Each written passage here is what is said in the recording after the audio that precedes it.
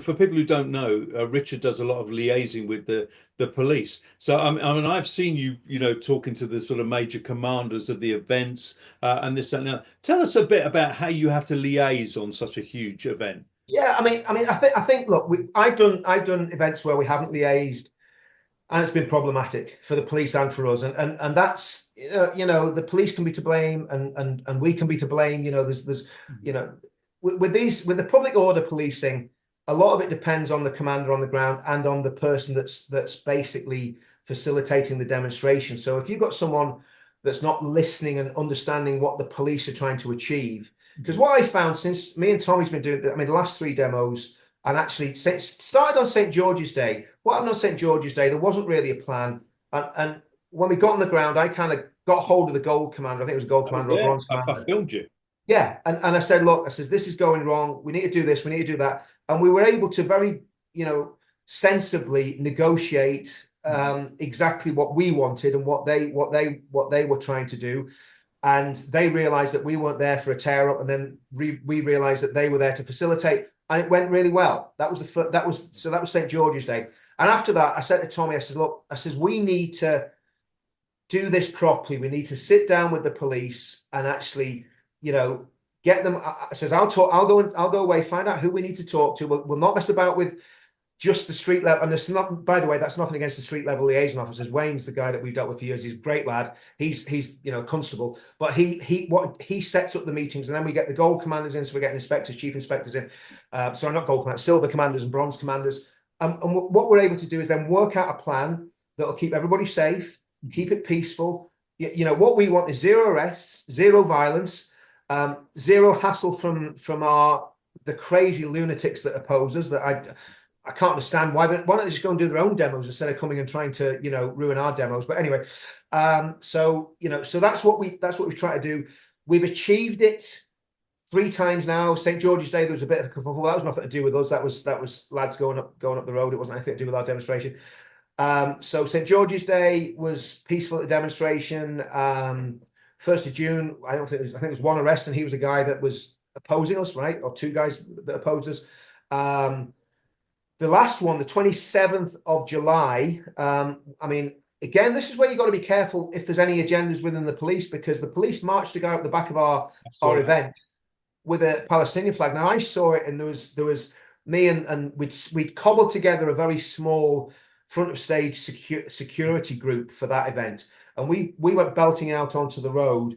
There's about 8 of us, and we kind of, there was a whole lot of our lads coming out, and because most people know me because I've been speaking for a while, the young lads will listen to me if I'm saying, lads, we're not going to do this. Don't give them what they want. They want to tear up. We don't want to tear up. So you got to calm everything down. And I think we stopped a riot. Well, I know we stopped a riot on the 27th. Yeah, I saw that. Do you trust the police, and when you're talking to them, do you get the feeling that they like you, or is there animosity towards you?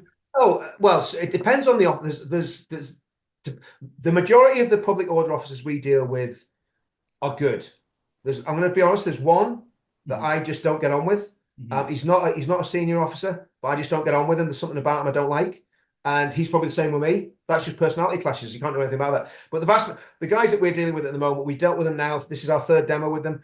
They're all right. Now, do I trust them? I don't trust anyone. So, see, I think that's a good rule of thumb. That's a biblical, curse the man that trusts in the arm of flesh. Don't trust any man, because all of us are totally capable of letting each other down and letting ourselves down. So do I trust all the police officers I deal with? No. Do I have respect for these guys I'm dealing with now? Yes, absolutely. Do I like them? Yes, I actually do like them. I think they're decent guys. Now, this could be famous last words if it all goes wrong on the 26th. But no, I think Tommy's the same. Me and Tommy have got a mutual respect for these guys. They've kept their word. We've kept our word. We've kept stuff peaceful. They've been very respectful to Tommy, because Tommy gets a lot of stick from people. I mean, but what I found is a lot of police officers, when they're speaking to Tommy one-on-one, are very, very respectful. And, they do treat him with a lot of respect. And I think probably a lot of them actually respect what he does and respect his courage in the same way, that we all do. So yeah, so that's about Tommy. I mean, I've filmed him on numerous occasions. I've never done a full one-on-one interview with him, but I've filmed for Rebel News. I've filmed, multiple times, multiple times. I've driven him around and this, that, and the other. I mean, what kind of a character is he for you? Oh, well, do you know what? He's there's very few people in sometimes he can absolutely infuriate me. I'll say that first of all, right? I mean, just like, and I infuriate him. I know I've annoyed him plenty of times, and he's annoyed me plenty of times. But that's just a relationship. We've never fallen out. I might have been, under my breath cursing him, but we've never fallen out. I'm sure he's done the same with me. In fact, I heard him one time because I was down with a megaphone down at the one end of a demonstration, trying to marshal all the troops. And he got hot mics, and he was just going, Richard, just shut up, and the left got this, and I thought it was going to put a big split between me and Tommy, and I just thought it was hilarious, I just thought, well, there you go. So he's human just like the rest of us. But no, we've a really great relationship, and I don't know anyone that really knows Tommy. The more I get to know him, the more I like him. Yeah. It's as simple as that, and there's not many people like that. A lot of people, like, I think most friendships last for about 2 or 3 years, and then something happens and people fall out with each other. You know what I mean? And like, there's a lot of people hate my guts, and that's fair enough. But with Tommy, the longer I've known him, the more I like him. And he's never thrown me under the bus. He's never betrayed me. He's never been really bad to me, and it's the same with me to him. Like I say, I will have mumbled and groaned about him on numerous occasions. Mm-hmm. But at the end of the day, anyone that gets to know him, sorry, Bartley. That's right. Anyone gets to know him.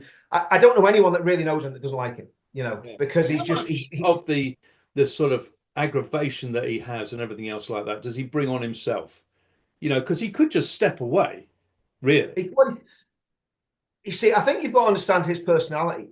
Basically, what I've noticed with Tommy, if he's in a situation that looks like it's going to be an absolute disaster, mm-hmm. I'll give you an example, right? On the anti-Semitism march, right? We went there, myself, Tommy, and a Jewish guy went there, right? And then he was meeting his cameraman there. I was just there, just as a mate. And so we got there and we're sitting in a cafe having breakfast. The police came on like a SWAT team, harassing him. You've got to move on. You're not wanted here.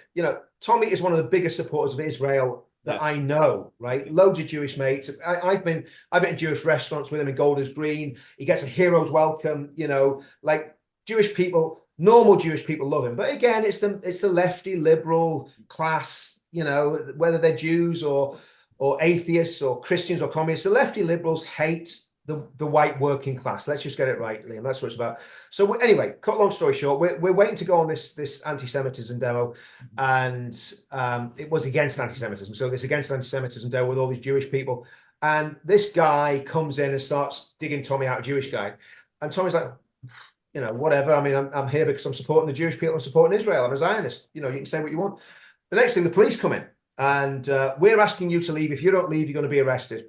And I says, mate, all you got to do is just stay in here and like, don't do the report, and you'll not get arrested. You can just have your breakfast and then we'll just go, we'll go to the pub, And he went, no, he says, I've come here to report on this. I said, but if you go out there, you're going to get arrested. He says, well, whatever. He says, I've come here to report on this, so I'm going to go out and I'm going to report on it. So we got out to the steps, and there's a standoff on the steps of this cafe, and the way it was, I don't know who filmed it, but it looked like we were about 20 odd steps. So it was literally only 3 steps. Yeah. But we're standing there, and I'm whispering in his ear because the police trying to serve him, serving papers, and I'm saying, don't give me a name, don't give me a name. So I'm whispering in his ear, trying to be like Petrocelli and give him legal advice on the steps of this thing. But so he goes down the steps, and they just pounce on him, right? And there's nothing anybody could do. They pepper sprayed him, the bundle at the back of a truck. He gets terrible. It was obscene. It was absolutely obscene. But here's the thing about that. For his profile, mm-hmm. that arrest, which was a wrongful arrest, and it was proved to be an illegal arrest, that detention and illegal arrest put him on another level, mm-hmm. right? And then off the back of that, we did St. George's Day, we did the 1st of June, we did the 27th of July. So he's willing to take the hits, right, mm-hmm. for the rest of the country. Because if that had been me, I'll be honest with you, Liam, if I thought, do I want to get arrested today? No, I'll just sit here and have my breakfast and wait till everyone's gone. No, he went out and did what he said he was going to do, which was go and report on the march. And as soon as he set foot outside, they jumped on him. Do you think, Richard, he's too tainted now to ever really be accepted? I mean, he's got the whole establishment against him. He's got, you know, the media, everything else like that, who paint him in a certain way when he isn't like that. We know he's not like that, right? But do you think he's ever going to be accepted in a sort of overall fashion by the country, or will he Yeah, always well, have? I think he's already accepted by the working class. He's a Yes, working class hero. I mean, yeah, and again, I'm biased because I'm his mate, but yeah, he's a working class hero. And the reality about Tommy is, when you think about Tommy, think about Nelson Mandela, mhm, right? Nelson Mandela was a terrorist. I yeah. mean, I'm not saying that. I'm not saying that That's a to score a statement. propaganda point. He was in the ANC. He was involved in bombings and what have you in the 1960s. So Tommy's not a terrorist. Tommy's an activist, Mhm, and he's always been. You know, you would be very hard pressed in the last 10 years to find Tommy going out looking for any aggro. mhm, He puts himself in situations where people can do things, but he's doing that not looking for trouble. He's doing that because he wants to prove whatever point he's trying to make, and he's basically either doing investigative journalism or well, it's all been investigative journalism really for the last 10 years. So from that point of view, why shouldn't he be accepted? I mean, for goodness sake, Martin McGuinness shook mhm. hands with the Queen, the Yeah, butcher of the bogside. yeah, The yeah, man was a murderer, and yeah, that's not, again, it's not propaganda. It's true, you know. yeah, So I think things can change very quickly in a country, yeah. and I think depending on what happens on the 28th, Mhm. and you know, we think there's a high probability that he's going to go to prison on the 28th. However, if the government was smart, if I was Keir Starmer, because I don't believe that the judiciary is independent, by the way, I think I was going to say two. Yeah, you know what I'm trying to Might say. be You know what I'm cutting trying to it, say. but we'll never Two know. tier care, two tier care, Yeah. two tier care. Basically, is calling the shots in the judiciary as far as I can see. And if I was Keir and the judge, I'd be saying, well, what we'll do with Tommy, we'll give him a suspended sentence, and Mhm, we'll say you've got to delete the film. mhm. If Tommy's like for Tommy, that wouldn't be a big deal. It's been seen by 50 million people. Deleting it now will be fine. Yeah. He deletes the film. He doesn't talk about the film for 2 years, and then he's home and dry. If I was the judge, that's what I would do. But I don't think they'll do that. I think they'll bang him up for 2 years. And I But do think you this think, this I yeah, think they'll bang him up. Well, you'll the get him, maximum do you think sentence you'll is get him? 4 years, right? Maximum sentence is 4 years. I think they'll do 2 years and they get out in a year. That's what I'm thinking. That's what I'm thinking, right? But you know, Now, if he could have stayed in Spain or wherever he was and just not come back. the man's a patriot. He loves his country. He loves his kids. He's not doing. He's not doing this. You know, there's a lot of slander about Tommy. He's doing it for this. He's doing it for that. When you sit down with him, he is a patriot. He loves his country. He thinks about everything. He thinks very deeply about everything. So when he's coming back, he is agonized over that decision. Believe you me, he Yeah. is agonized over that I, because I he thought knows he what looked he's really facing. tense. I thought he looked really tense in some of the videos that he's done. He looked very agitated, I thought. Wouldn't you believe? Yeah, You know, wouldn't absolutely. you? You know, I mean, him going into prison. And I think about it because when all the stuff happened in August, there was a lot of people getting arrested. And they were going for sort of. I'm surprised they didn't go for more high profile people, but you know, I was told by a local politician that I was going to be arrested for a protest that we took part in, and it wasn't violent. It's a totally peaceful protest, but I was told I was going to be arrested, and I didn't get arrested. But you know, for a while I was thinking, you know, these guys are going to come for me, and I know how much stress that put me under. Yeah. And he literally is facing a court on the 28th that could send him to prison for 4 years. So You they're know, not likely to arrest him on the rally day because that would cause a just. no. No. All he has to do now is go to court on the 28th. Yeah. That's it. There's nothing outstanding. There's no warrants outstanding. Yeah. So Nick Lowell's no doubt is absolutely gutted to the core. You know, I mean, oh man, I don't. I'll not even go there with Hope Night, but yeah. So he goes to court on the 28th, and then obviously he'll find out exactly what's going to happen. But again, like I say, maybe they'll have some sense and they won't actually send him to prison, but he's expecting prison, you know, and that's what he's been. And of course, Tommy again suffers from PTSD, Yeah. you know, and he his PTSD was brought on by prison sentences. So if you imagine it, you imagine sitting facing your worst fear for Mhm. however many months it is, 6 months, 8 months, whatever, you know, and that building and building and building and the pressure building.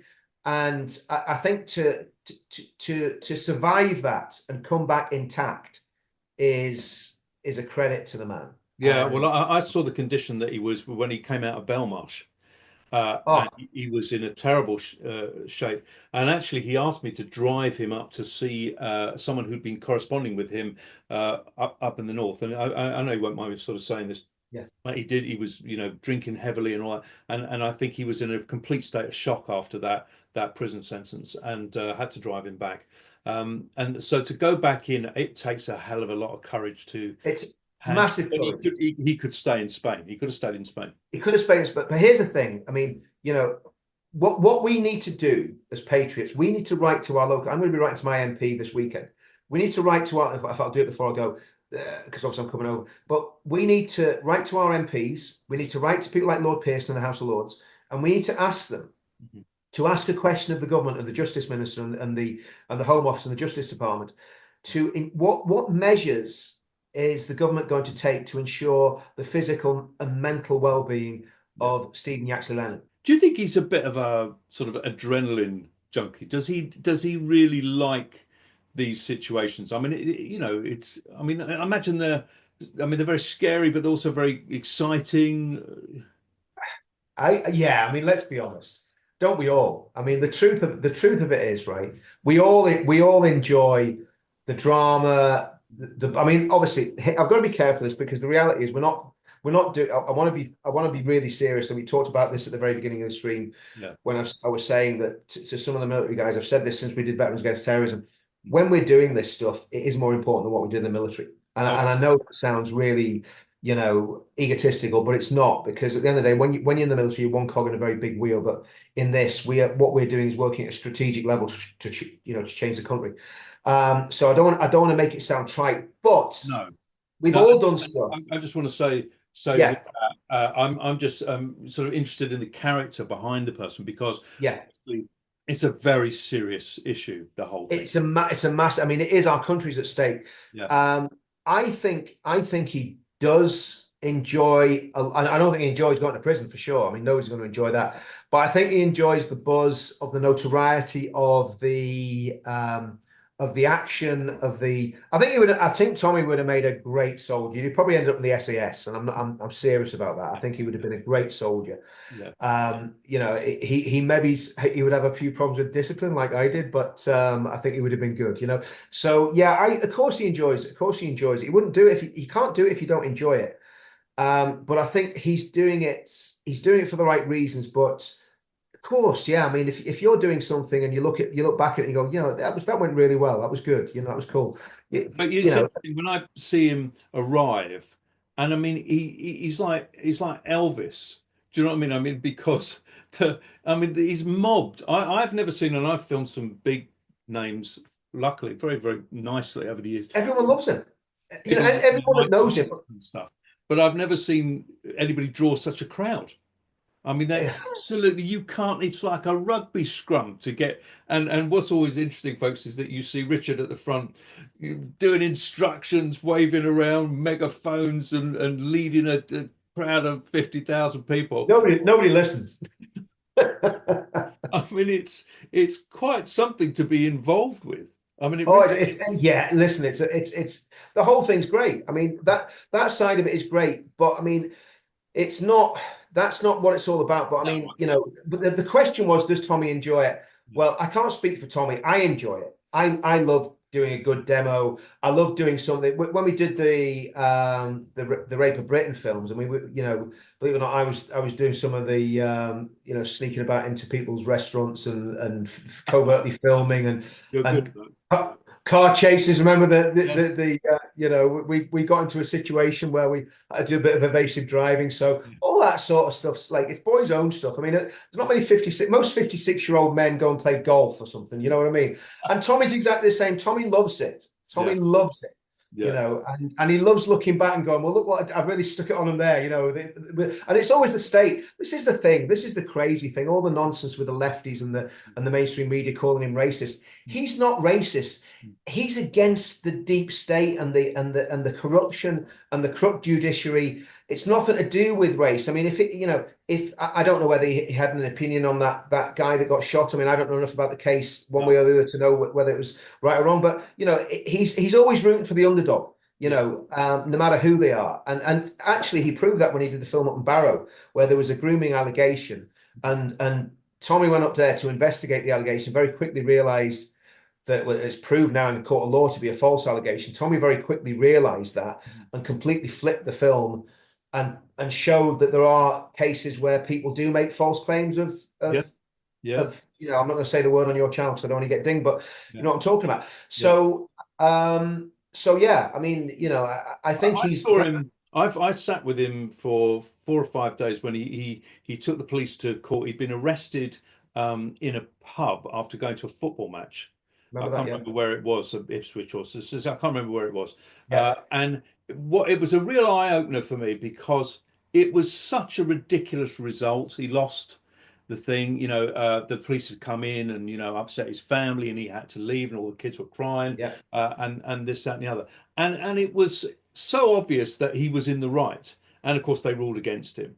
Absolutely bizarre, you know, when you look at the kind of judiciary in there.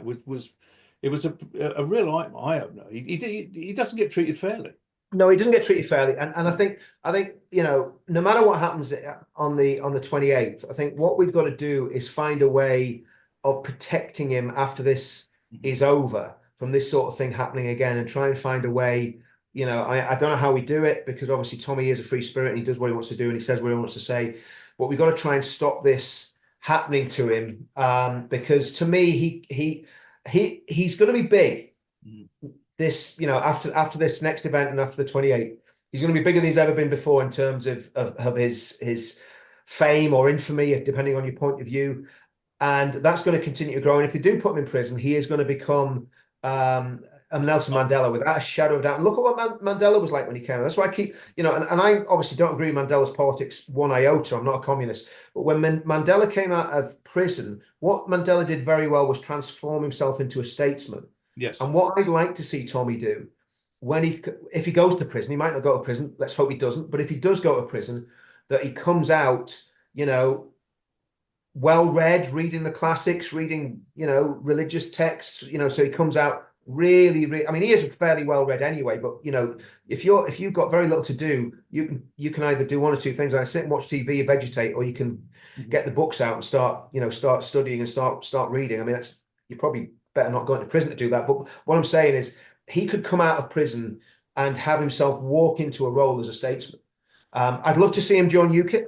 I'd love to see him join UKIP. I mean, UKIP's asking him to join, you know. Can I just ask about that? That's interesting, that, because do you not think that the whole problem about the whole, whether you call them right or whether we're right or whatever, is that the people don't join up? So you've got UKIP, you've got Reform, and this, that, and the other, and you've got these different, the Heritage Party, and all of these other parties.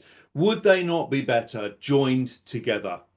Because by dissipating the vote and this, that, and the other, I mean, I know that Farage is never going to accept Tommy.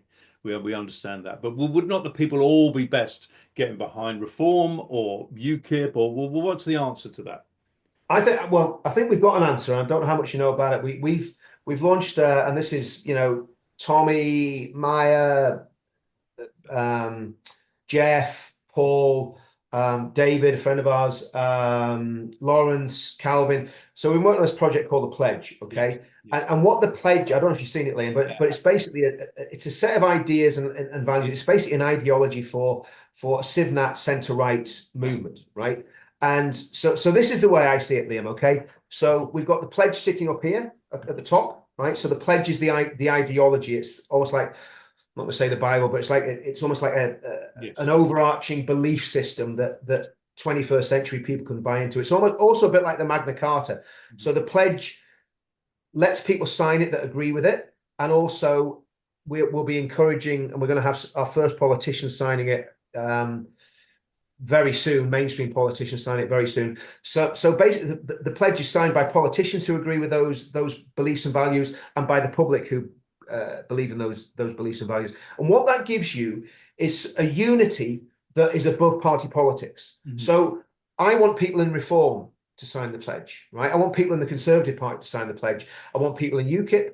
If the Heritage Party can sign it, fine. You know, obviously we're not going to get into it. We don't really want, well, if you're a goose-stepping Nazi, you're not going to be able to sign it because of the way it's written and the way it's framed. It cuts those guys out. So what the pledge does, it isolates the extremes and brings the centre-right together under one banner. which is the pledge.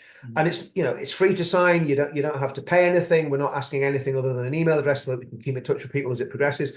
So it's a, you know, I think in short order we could have 1 million people signed up to the pledge. I mean, we haven't even launched it yet. We've done kind of a few soft launch videos to check the technology and make sure it's all working. And we've got tens of thousands of people already signed up, you know, that's given us email addresses, their first part of the postcode, so we know their email address and we know their general location, so that we can, by constituency, split all that down. And what that means is it gives you an enormous amount of power if you get the right number of people signing it. Yes. So once we get 1 million plus people signed up to that, we're going to have a bigger membership for the pledge than all the mainstream political parties put together. That's, you know, now that's powerful. And I would like to see by 2029, so next election, 10 million people signed up to the pledge, because then you can then go with that block and say, okay, UKIP, do you believe in these? I'm a member of UKIP, by the way, so I mean, you know, I'm using UKIP as an example, but it's not, even though I'm a member of UKIP, if UKIP ever deviates away from what's in the pledge, I'll leave UKIP and find a party that supports, you know, what's in the pledge. So it's a long answer to a short question, but it's quite a complex question. It sounds great. The problem you got is if you say, okay, we're gonna throw all our eggs in a basket with reform, I don't trust Nigel Farage. No. And we've got reason not to trust him, because he's got form for letting us down in the past. You know, so to me, even that he has let people down and stuff, is he almost the only route to get rid of the present people? Well, we've got, you know, there's that saying, a week's a long time in politics. Yes. It could 5 years, yeah, 5 years in the current climate, Liam, is an immense amount of time in politics. Yeah. I personally, this is what I think is going to happen to reform. I think there's going to be a right-wing Tory leader. Well, there is going to be a right-wing Tory leader. Kemi's fairly right-wing, and so's Jenrick. Whether they're genuinely right-wing or they're just doing it to hoodwink their voters once more, we don't know. But I think what will happen is if they get a leader that continues to make the right noises on the right, reform will bleed to the Tory party. I think right now, reform also has another problem. Because Nigel has stood against Tommy and really stood against the British working class and hasn't said a lot about the people that got put in prison, and he didn't do very well during the riots. He showed, to me, quite a lot of cowardice and self-preservation. The British working class aren't stupid people. We know when we've been hoodwinked, and a lot of people have caught Nigel on. So I think he'll bleed people from the British working class. So I think Nigel is never going to break through more than 15% of the popular vote. Yeah. If the Tory party gets strong, and if UKIP gets strong, and I'm very impressed with Nick Tenconi. I think Nick is you should get Nick on for an interview, actually, Liam. Yeah. He's a powerful guy. And so if UKIP keep going on the trajectory they're going, and the Tory party, you know, go further to the right, reform becomes irrelevant. So, you know, even though they're riding high at the minute, yes. And so what I would like to see is reform. So I'd like to see reform change. I'd love to see Ben Habib back in. I'd love to see Ben Habib as leader. I've interviewed him a few times, and I think he's. I cannot understand why he's not in there. What the issue is? Well, because he's got too much integrity. Yeah, you know, I'm just extremely blunt about these things now, Liam. I don't, you know, there's no point in tickling people's ears just to keep people who are going to vote reform happy, and, you know, all the rest of it. I don't think reform's the answer. I think some sort of I think the pledge as the ideology, the UKIP reform, maybe it's a rump of right-wing Tories joining together could be the answer. And I think as time goes on, we'll find out exactly what the right formula and what the right mix for the cake is. But there is going to be a cake that's going to get us out of this mess that we're in. And like Nick Tenconi keeps saying it, the only way we're getting out of this is by voting in 2029. Absolutely. And by then there will be a clear. And I think a lot's going to happen between now and 2029. We look at what they're doing with net zero. We look at what they're doing with farming. We look at what they're doing with industry in the UK. We look at the immigration situation. We look at I'm not mentioning it, but the demographic that seems to be taking over in every single area. When we look at all those things, the UK is going to be markedly different in 5 years' time to what it is now. And what they'll be crying out for is radical answers.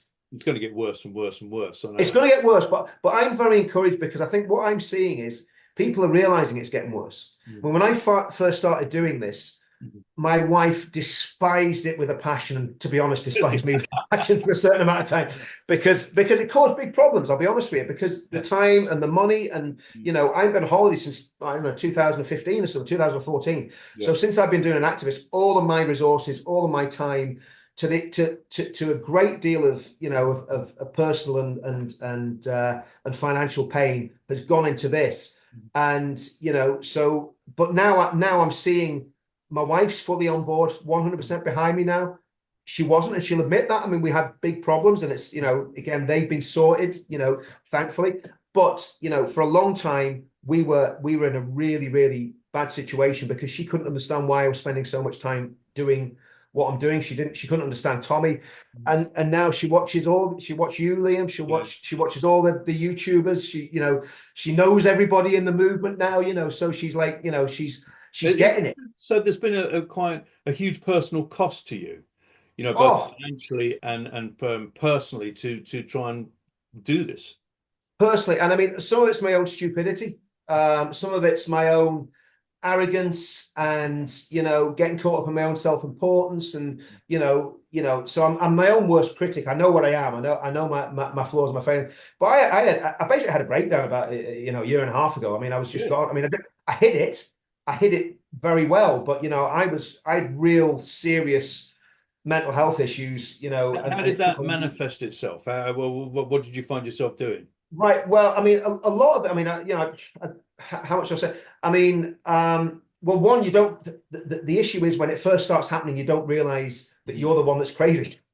you know, you know what I mean? You think, and I shouldn't use the word crazy. You don't mean that. You don't realize that you're the one that's struggling, right? Yeah. You think, what's wrong with these people? Like, why isn't everybody doing what I say and understanding that I'm right about these things? Obsessed. Pardon? Were you obsessed with it, the whole thing? Oh yeah, well, I still am obsessed with it, but I mean, it was deep in that. There was just a lot going on personally. There was a lot going on work wise. I had a 50 grand a year, well, 60 grand a year job. I lost that because of the movement. I set up a business, and the business is difficult because one of the problems in business, people know when people find out what you're doing, you're like it's like giving someone a bag of sick. I'm going to sell you this bag of sick, for whatever it is. Once they realize that you're associated with the movement, because most people are still brainwashed and still left wing, and especially in the industry, so a lot of problems with that, a lot of problems financially, a lot of problems emotionally in a relationship, so it was just a very, very difficult time. It was a very difficult time for my wife as well, so and I'm not going to go into too much detail, but No, of course not. It's a we personal. really we really struggled, and and like I say, a lot of it was completely of my own making and my own arrogance, and me getting too caught up in, thinking that I was, a lot more important than I probably was, Liam, to be honest with you. We're all full of our own self-importance. Me most about the sort of public and all that is there seems to be sort of maybe 4 or 5 million, 5 to 10 million people who are very sort of involved in it and really take an interest in it, and yet there's a whole swathe of the country that has no interest in politics, doesn't get involved. 40% of people don't even vote, and they don't know what you're talking about a lot of the time. Whether it be net zero, anything like that. They have no understanding of what's going on. How do you connect to those people? Because Well, I there's a mean, huge amount, huge amount. I think there's a few things happen. The mainstream media forget about it. I mean, there used to be a time when you get alternative voices on the mainstream media. It doesn't happen now. You might get a Matt Goodwin occasionally on the BBC.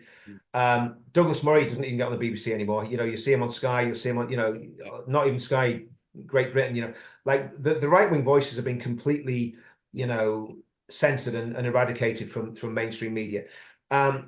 Internet. I mean, man. Facebook, we were smashing it on Facebook 2018, 2019. We all got purged. I mean, we literally got decapitated from Facebook. I can't have a Facebook account. I've tried it. They will not let me have an account in my name. It's crazy. So that's a massive chunk in social media that we can't even use to talk about a message.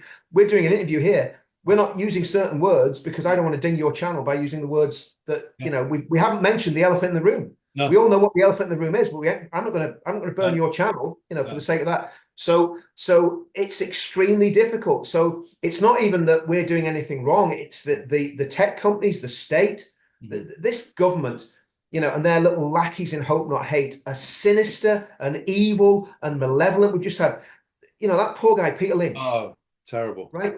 I mean, Terrible. what a nice guy he seemed to. And I don't think I ever met him. Maybe I did. I mean, you meet so many people at demos. I might have met him. I don't know. But that No, I met guy, him. I met did him. you? Yeah, you interviewed him, Liam. I saw the interview. Yeah, Yeah, yeah, yeah. Well, I was wondering whether it might be nice to show a clip of the rally because, yeah, yeah, I met him and he was very, very vociferous and pro Brexit and this, yeah. that, and the other. But just an ordinary guy, just Just standing one of up. us.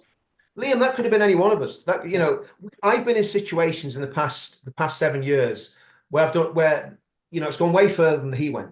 And like not that you've gone out there looking for anything, but there's been aggro and there's been yeah, and I and there's people getting 2.5 years just for shouting at the police. yeah, Man, I'd be doing a life sentence if every time we shout at the police you get 2.5 years.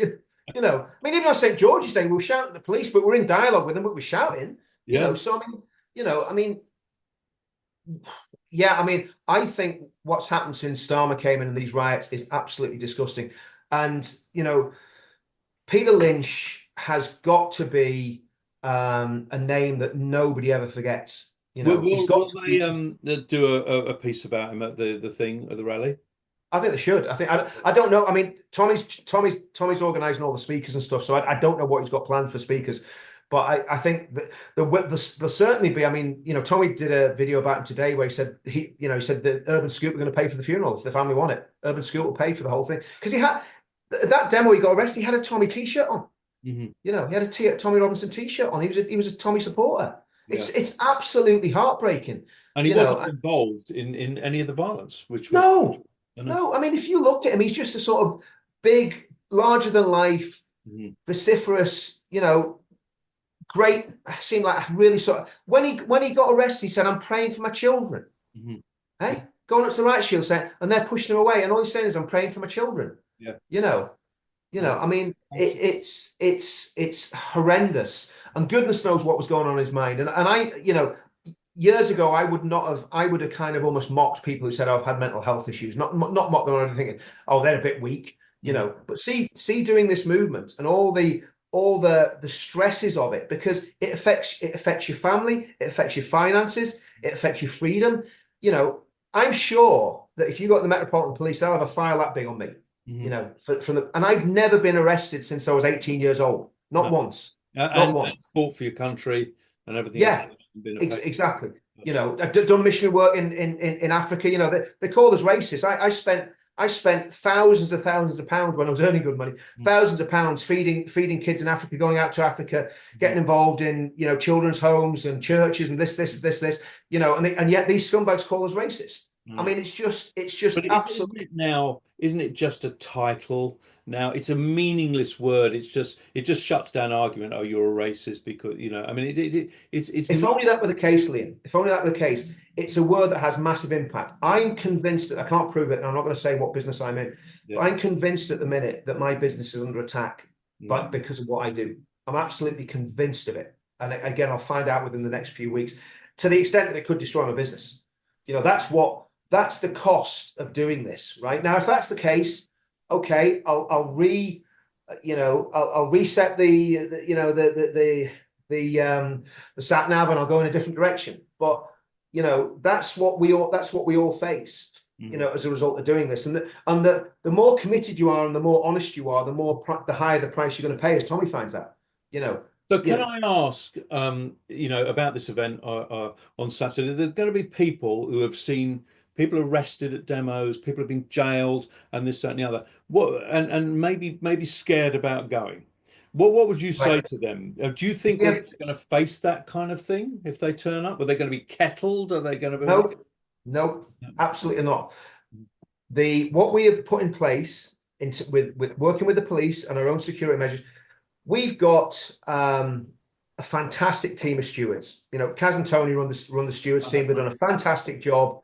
They they've got about 70 stewards, all have the high vis vests on. They're going to get across the road. They're going to, they're going to guide people in the right direction. They'll keep control of that crowd that's moving down the road. They'll look after people's safety and first aid. Fantastic. So that's the stewards, right? They've done it for years. They know exactly what they're doing. They're good at what they do. Okay. Then we've got brand new security team. We've got 50, probably 50 plus now, SAI, ex-military, ex-police, security guys. If there's any trouble starts in the crowd, they will very, very firmly, but very gently, not violently. Well, if you can be a gentle bouncer, but you know what I'm trying to say. They'll go in without clumping people. They'll go in and they just calm things down. And if someone's acting up, they'll be removed. Someone turns up to the event with a mask on, they'll be asked to remove the mask. If they don't remove the mask, they'll be escorted out of the event.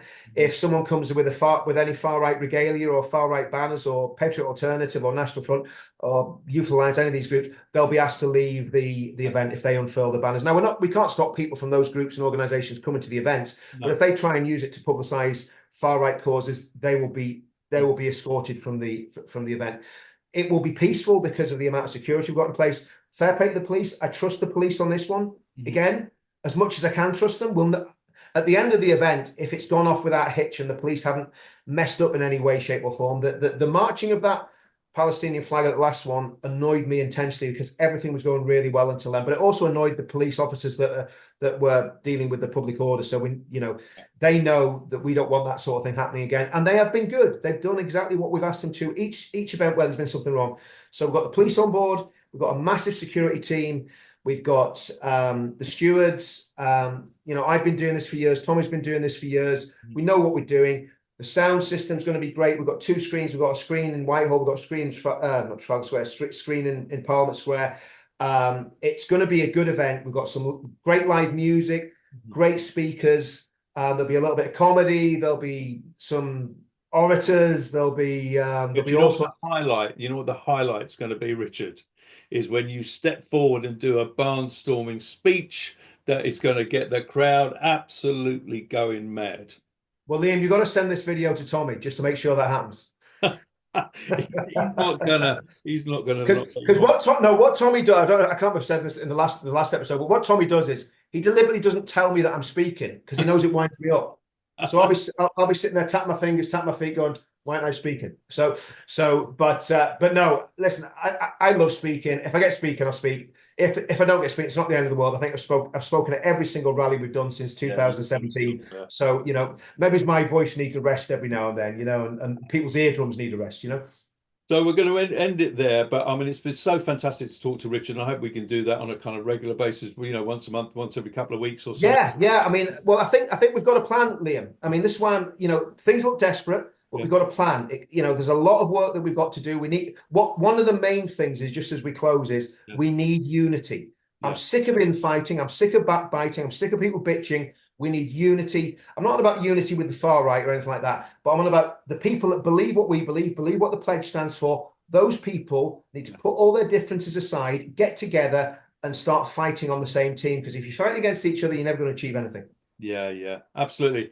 Well, Richard, fantastic guy, and has sacrificed a lot for what he believes in. So I'm sure anybody watching out there would support Richard in what he does, because he does it from the heart. So we'll see you soon, folks, and till next time.